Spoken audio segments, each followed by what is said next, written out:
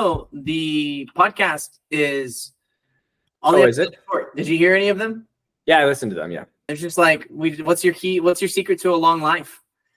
And oftentimes that has to do with the way that they position their mindset, the way that a person approaches life in general, some specific life lesson or either event or story that happened that helped them realize, the frailty of existence, et cetera, et cetera. So that's the basic prompt for the show. So we can rip on that anytime. We could schedule another time. We could do it in the 20 minutes, at the end of this call. It's really up to how prepared you feel for a conversation. Yeah, I think on that just a little bit because I want, I obviously have something that I would like say today on that. But I think that I want to think about it a little bit and my journey. I think everyone that's an entrepreneur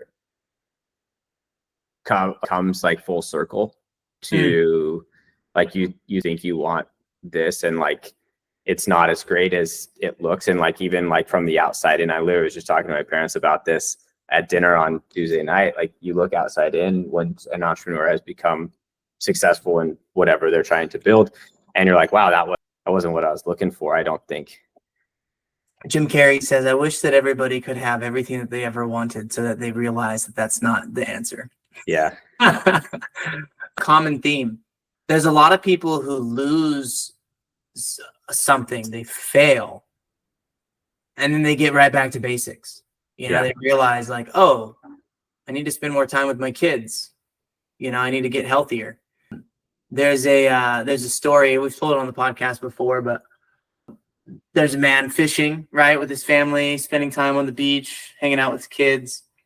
And a businessman comes up to him and he's like, hey, you're catching really rare fish that go for thousands of dollars in the local market. You should invest in some more poles, maybe a couple of employees and maybe a boat. And then you can scale your operation. And the fisherman says, and then what? It's like, well, then you can get a fleet, right? You can get an operation that processes the fish and you can start to leverage that and build your credit and, invest more and find others and diversify. Oh, that sounds great. Well, what can I do after that? Well, then you can build it huge and invest in it. And then, you can have an exit and then you'll have hundreds of millions of dollars. And the guys ask him finally, well, then what? And the businessman goes, well, I suppose you can fish on the beach and spend time with your family. Mine has been like super interesting. I grew up not wanting kids. I didn't like kids. I don't have kids today. My wife and I are going to have a kid in January. Congrats, man. And I didn't want them until AVRL was successful. And I was like, holy cow, this is my life. This is like the peak of my joy. Yeah. And that can't be that for me. Like can't be. AVRL, what does it stand for? So it stands for Advanced Voice Research Labs. My CTO and I built BMW's in-car natural language processing system for the i7 and the i8. And then Microsoft tried to buy us in 2017, and SAP gave me a ton of money to go start something else. And we used the just name AVRL, but I probably should have renamed it because we don't do voice tech anymore at all. But supply chain, right? Yeah, basically what we do, people don't know what that doesn't exist, but like if you bought something from like, I'm going to use Temu as an example, that goes to United States Postal Service. United States Postal Service physically sells the ability to move the truck across the country to a broker, and then that broker sells it. And that has been done by humans for like ever. And every company uses brokers to trade types of commodities. And brokers are tech to algorithmically trade that freight. And there were some companies that tried to do it. There's one called Convoy that was in Seattle, and they raised like $1 billion and they failed. And we're the ones who went against them for the carriers and the 3PLs. So like Convoy thought that they were going to come in and take everything from everybody else, and us at the same time was selling the same exact type of tech to the JB Hunt of the world, the largest CH Robinsons of the world, and the 3PLs won because of just pure volume. But that's what we're doing. Yeah. Why? You did. That's hot. That's a very hot industry right now. So you got out of that? You sold that business? We didn't sell it. We just did. We like secured that contract and we went after something else. And it was mostly because I started working with Walmart. So basically what had happened when SAP gave me money was they were like, we're going to walk you into all our blue chip customers like ExxonMobil, Shell, Chevron, Nike, Daimler. We started working with Walmart. Walmart was like, we want you to meet one of our partners, which is JB Hunt. And JB Hunt is a Berkshire Hathaway company. They basically own the railroad. And they were like, we have this challenge. They showed it to us and we were like, holy cow, we didn't even know that this existed. And we looked at it and we were like, we could like lock this and we could build it and either sell it or create like, you know, some type of lifestyle business. And we went after it. And that was in like, they introduced us to this problem in like 2019. And we've been like literally we don't market or advertise. We're a team of like 100 and push close to like 150 people. And we're going to be the infrastructure that all truckload trading is on. It's what we'll see. And we like, yeah, that's why it was just like for us, to be honest, like I would get this shit kicked out of me today in natural language processing by just for the amount of volume of money that those guys had. And I would have had to raise so much money to stay in that I'd probably end up losing my business. And so for us, we were like, I think we can do this without raising again. I think we can do this with like growing like ground level infrastructure. And to be honest, like I couldn't compete against ChatGPT today just from marketing and dollar amount. I'd probably already be bankrupt. So I don't know how much you looked at my profile, but the logistics work we're really involved in that last mile. Yeah. So I've worked with literally thousands of brands over the years selling on Amazon, and just most of the time we just have them get it to the fulfillment center, but we're also involved with getting it shipped from China, Thailand, Vietnam, Mexico, Canada, Ohio, to a warehouse to be prepped, FBA prep, and then ship it out to an FBA center and let Amazon sell it and fulfill it so that we get the Prime badge, right? So that we can have a higher conversion rate. And so I've done more logistics work than I would have liked to ever have done in my career. And I hate it. I hate it. And I hate plumbing. And so different. It's certain. Oh, for sure. Yeah. You're talking about selling truckload voyage contracts on this market that I didn't even know existed until 4.5 minutes ago. Yeah. What's the end game? You said maybe lifestyle business, maybe something. What are you thinking? I think at some point we will sell the business, because I think for us to be what we want to end up being, like we want to be the platform that truckload freight gets traded on. In order for that to happen, we would probably need like a massive equity partner. And I think that at some point we will sell. I moved to Austin 2.5 years ago because I thought we were going to sell the business. And then so the truckload market like flipped when interest rates went really high, and there was an oversupply of trucks in the market. So what these guys trade, the brokers trade, is capacity. So how many trucks are on the road. And right now there's too much capacity, which drives rates way down. And we're waiting for the truckload market to tank, for capacity to tank so that the market comes up, and we'll probably end up exiting on the cycle. The next when do you happen? So the feds would have to they would have to cut interest rates for that to happen, I think. And so I'm hoping maybe by like 2026.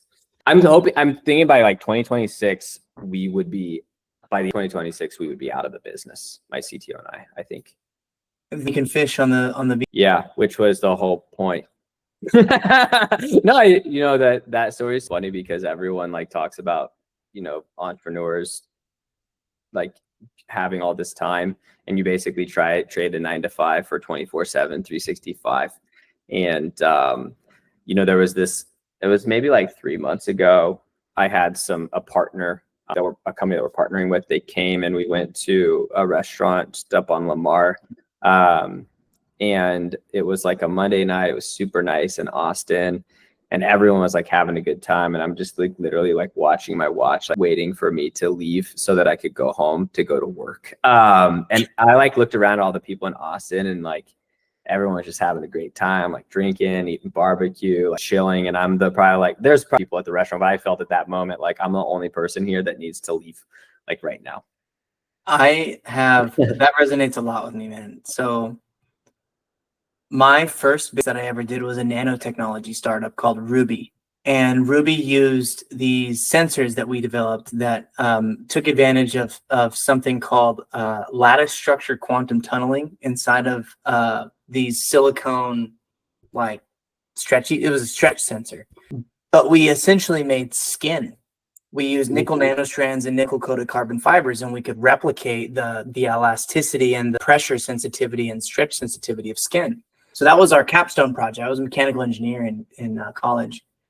And the application we were using, we had a bunch of them. We were doing, virtual reality gloves and stuff. We were doing posture analysis. We were doing like manufacturers of cars really want to know like the slack rating of their how much it presses in. So it's little projects like that all over the place.